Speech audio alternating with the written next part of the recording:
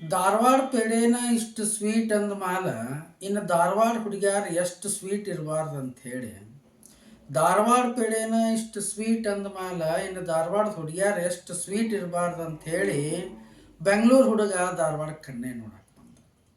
ಕಣ್ಣೆ ಬಂದು ಕಂಬ ಸುತ್ತಿ ಕಂಬಳಿ ಮೇಲೆ ಕುಂತಾಗ ಅಮಾಸಿ ಕತ್ಲಾಗ ಕವ್ದಂಗಾತು. ಕಣ್ಣೆ ಬಂದು ಕಂಬ ಸುತ್ತಿ ಕಂಬಳಿ ಮೇಲೆ ಕುಂತಾಗ ಅಮಾಸಿ ಕತ್ಲಾಗ ಕವ್ದಂಗಾತು. ಆ ಹುಡುಗಿ ನಕ್ಕ ಹಲ್ಲಿನ ಬೆಳಕಿನ್ಯಾಗ ಹುಡುಗ ದಾವಣಗೆರೆ ದಾಟಿದ್ದ. ಸ್ನೇಹಿತರೆ, ಹೇಳಿರ್ತಕ್ಕಂಥದ್ದು ಒಂದು ಶಹರಿ ಕನ್ನಡದೊಳಗಡೆ ಇರ್ತಕ್ಕಂಥ ಒಂದು ಸಾಹಿತ್ಯಿಕವಾಗಿರ್ತಕ್ಕಂಥ ಪ್ರಕಾರ. ಮೊದಲೊಂದು ಸಂದರ್ಭದಲ್ಲಿ ಎಲ್ಲ ಕಾಲೇಜ್ ಕ್ಯಾಂಪಸ್ ಒಳಗಡೆ ಎಲ್ಲ ಯುವಕರ ಬಾಯಿ ಒಳಗಡೆ ಬರೀ ಇಂಥ ಶಹರಿಗಳು ಏನಾಗ್ತಾ ಇದ್ವು ಅಂತಂದ್ರೆ ಗುಣಗುಣಿಸ್ತಾ ಇದ್ವು. ಇತ್ತಿತ್ಲಾಗ ಆ ಶಹರಿಯನ್ನು ಹೇಳ್ತಕ್ಕಂಥದ್ದು ಕೇಳಿ ಆನಂದಿಸ್ತಕ್ಕಂಥದ್ದು ಭಾಳಷ್ಟು ಏನಾಗೈತಿ ಅಂತಂದ್ರೆ ಕಡಿಮೆ ಆಗೈತಿ. ಕನ್ನಡದೊಳಗಡೆ ಸಾಕಷ್ಟು ಜನ ಕವಿಗಳು ಏನು ಅಂತಂದ್ರೆ ಅಂಥ ಅದ್ಭುತವಾಗಿರ್ತಕ್ಕಂಥ ಸಾಕಷ್ಟು ಏನು ಅಂತಂದ್ರೆ ಶಹರಿಗಳನ್ನು ಬರೆದಿದ್ದಾರೆ. ಉದಾಹರಣೆಗೆ ಕನ್ನಡದ ಖ್ಯಾತ ಲೇಖಕರಾಗಿರ್ತಕ್ಕಂಥ ಇಟಗಿ ಈರಣ್ಣ ಅವ್ರ ಹೆಸರು ಕೇಳಿರ್ಬೋದು. ಸೊ ಅವರಂತರೂ ಭಾಳಷ್ಟು ಅದ್ಭುತವಾಗಿರ್ತಕ್ಕಂಥ ಶಹರಿಗಳನ್ನು ಕನ್ನಡಕ್ಕೆ ಕೊಟ್ಟರು. ಉದಾಹರಣೆಗಾಗಿ ಸ್ಪರ್ಶ ಚಲನಚಿತ್ರದೊಳಗಡೆ ಇರ್ತಕ್ಕಂಥ ಆ ಎಲ್ಲ ಶಹರಿಗಳು ಕೂಡ ಯಾರು ಬರೆದಿರ್ತಕ್ಕಂಥದ್ದು ಅಂತಂದ್ರೆ ಶ್ರೀ ಇಟಗಿ ಈರಣ್ಣ ಅವರು ಬರೆದಿರ್ತಕ್ಕಂಥದ್ದು.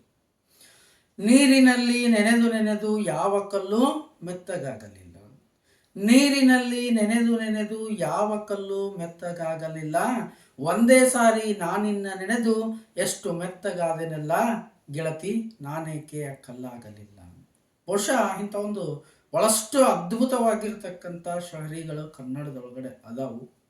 ಅದ್ರ ಜೊತೆಗೆ ಸಾಕಷ್ಟು ಏನು ಅಂತಂದ್ರೆ ಹಾಸ್ಯಭರಿತವಾಗಿರ್ತಕ್ಕಂಥ ಶಹರಿಗಳು ಕೂಡ ಏನು ಅಂತಂದ್ರೆ ಸಾಕಷ್ಟು ಇದಾವು.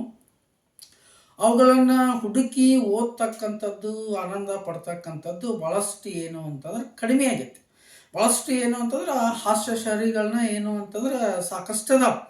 ಸೊ ಡಿ ವಿ ಗುಂಡಪ್ಪನವ್ರು ಏನು ಅಂತಂದ್ರೆ ಒಂದು ಕಡೆ ಹೇಳ್ತಾರೆ, ನಗುವುದು ಸಹಜ ಧರ್ಮ, ನಗಿಸುವುದು ಪರಧರ್ಮ, ನಗುವ ನೋಡಿ ನಗುವುದು ಅತಿಶಯದ ಧರ್ಮ, ನಗುವ ನಕ್ಕು ನಗಿಸುವ ವರವನಿ ಕೇಳಿ ಪಡೆದುಕೊಳ್ಳೋ ಮಂಕುತಿಮ್ಮ.